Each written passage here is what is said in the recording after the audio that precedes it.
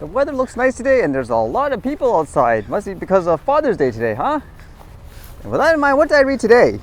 How about this first one, where I've often read a lot about car manufacturers trying to incorporate drones, I guess, into their vehicles, and more bits about patents. This one for GM, which is kind of interesting. It says here, GM files patent for drone-assisted vehicle trailering. So that was kind of fascinating on its own, helping you, I guess, drag stuff on the road. This one says, GM has filed a patent application for a drone-assisted trailing system. The GM patent describes a system that uses a drone to help drivers manage vehicles while towing a trailer. The drone is equipped with an array of sensors including cameras, radar, and LiDAR, which gather important information about the trailer and vehicle. The drone works in 3 different modes: assessment, operational, and delivery.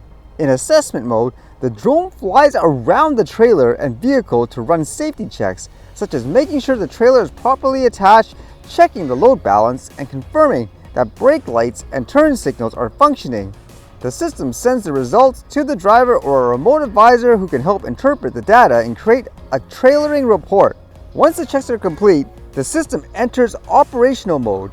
Here, the drone attaches to the vehicle and monitors driving conditions.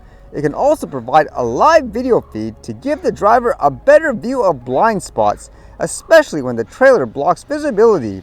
If needed, the drone's position or camera angle can be adjusted remotely. The system can also alert the driver if something is wrong, like if the trailer is swaying too much or if cargo has come loose. In delivery mode, the drone takes off again when the vehicle arrives at a planned destination. It may assist with various tasks such as launching a boat or backing a trailer into a garage by flying above and providing real-time visual feedback. The drone also collects sensor data during this process, which can be sent to a remote advisor or stored in the vehicle system. I guess that's trying to make things, quote, I guess, smart, like for a lot of other stuff. Would you actually get something like this if there was, let's just say, a $3,000 to $5,000 premium to have this with a vehicle? But if people build it into their vehicles as a standard and they make it cheaper, I guess, just because of the mass production, then I guess it's not too far-fetched where everyone's going to be using something like that in the future.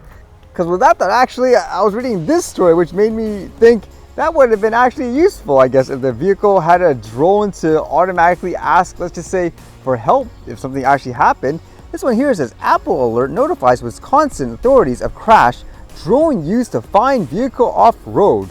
An Apple Alert notification alerted local authorities to a crash in southeast Wisconsin where a thermal drone had to be used to find the wreck deep in a wooded area. Deputies with the Kenosha County Sheriff's Office immediately responded but were not able to find the vehicle right away. Using a thermal imaging drone, the car was found roughly 50 feet off the road and hidden in thick brush and multiple trees. Yeah, so there would be a good example where if that stuff was actually a reality for a lot of vehicles, it'd be useful even from a safety point of view. And in other parts of the world, unfortunately, the war continues between, for example, Iran and Israel. Lots more drone attacks, so much more footage and stuff online too. And there's these articles, for example, that says explosions and buzzing drones heard as Israel and Iran exchange new wave of attacks. The retaliatory strikes came on Saturday, a day after Israel killed top Iranian military leaders and scientists and destroyed an above-ground nuclear enrichment plant near Natanz.